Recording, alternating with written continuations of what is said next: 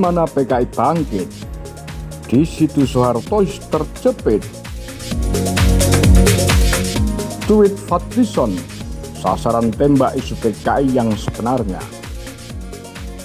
Jokowi berasal dari PDIP. PDIP dipimpin Megawati. Megawati adalah anak Soekarno. Yang di akhir kepemimpinannya PKI menjadi besar. Mereka menyudutkan Soekarno dengan narasi era Nasakom, yang artinya bahwa era Soekarno adalah era PKI.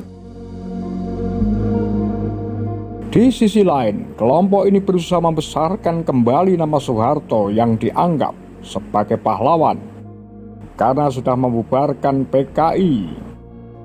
Isu PKI sangat gencar di era Jokowi ketika satu-satu harta warisan milik penguasa Orde Baru ini mulai dipreteli.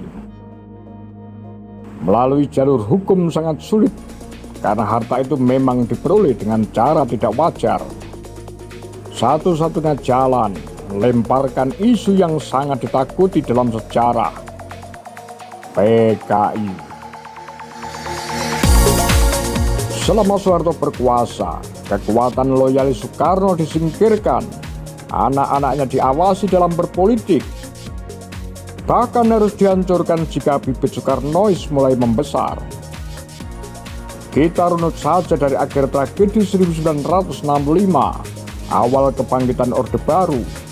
Semua tokoh PKI, baik pengurus partai sampai yang hanya sekedar pendukung saja, disingkirkan, baik dengan cara dibunuh, dipenjara, atau diisolasi kehidupan sosialnya. Jauh daripada itu, Soeharto bukan hanya menenggelamkan PKI, tapi juga menyingkirkan loyalis Bung Karno, baik sipil maupun militer. Soeharto sangat paham jika hanya menenggelamkan PKI tanpa menyingkirkan Soekarnois akan menjadi api dalam sekam yang akan membakar dirinya. Salah satunya Letnan Jenderal KKO Hartono yang secara terang-terangan membela Soekarno, namun oleh Soeharto dijadikan duta besar dan diakhiri dengan kematian yang tragis dan misterius. Begitu juga dengan Letnan Jenderal Marinir Ali Sadikin yang meski masih menjabat sebagai gubernur DKI hingga 1977, akhirnya dijadikan orang yang harus diawasi oleh rezim Orde Baru setelah tidak menjabat di pemerintahan. Kehidupan politik sosialnya dibatasi, bahkan anak-anaknya pun dibatasi. Umar Dhani yang dituduh terlibat G30S sebenarnya adalah seorang Soekarnois.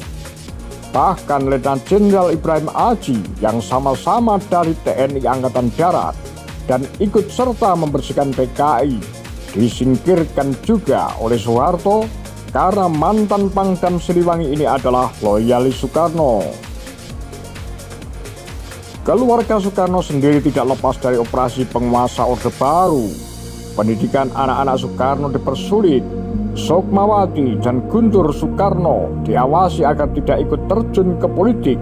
Dan baru tahun 1987 lah Megawati Soekarno Putri dan Guruh Soekarno hadir dalam kancah perpolitikan.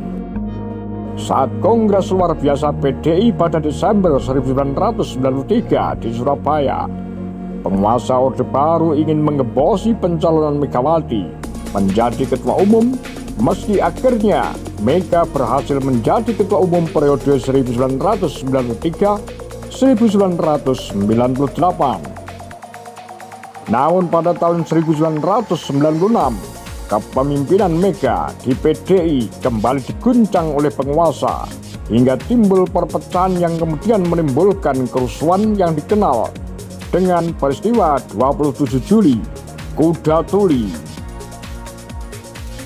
Setelah Soeharto tumbang, kekuatan Soekarnois kembali bangkit. Itu bisa terlihat saat PDI Megawati yang berubah menjadi PDI Perjuangan mampu menjadi pemenang pemilu di tahun 1999. Namun hanya sebatas penguasaan kursi di parlemen, sementara presiden dan wakil presiden masih dipilih oleh MPR. Kekuatan Soehartois terhenyak dengan kenyataan ini.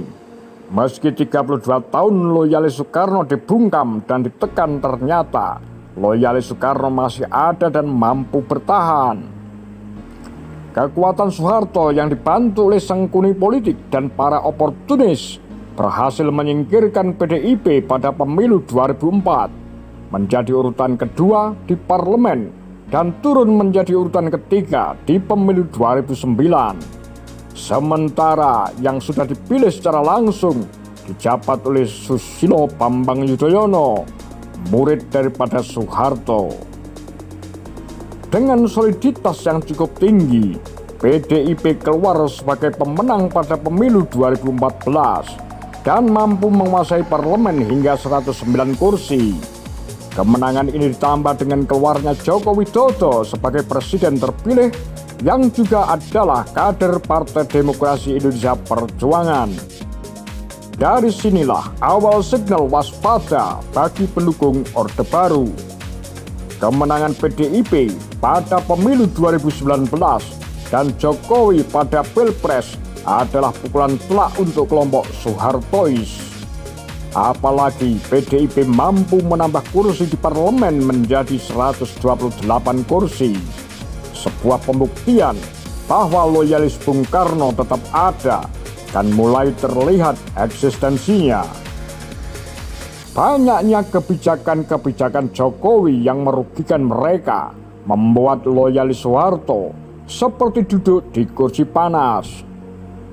Dibubarkannya Petral, pengambil alihan saham Freeport adalah kesalahan Jokowi di mata mereka. Dua nama itu adalah bagian warisan cawe-cawe di masa Orde Baru yang membuat kantung mereka tidak pernah tipis.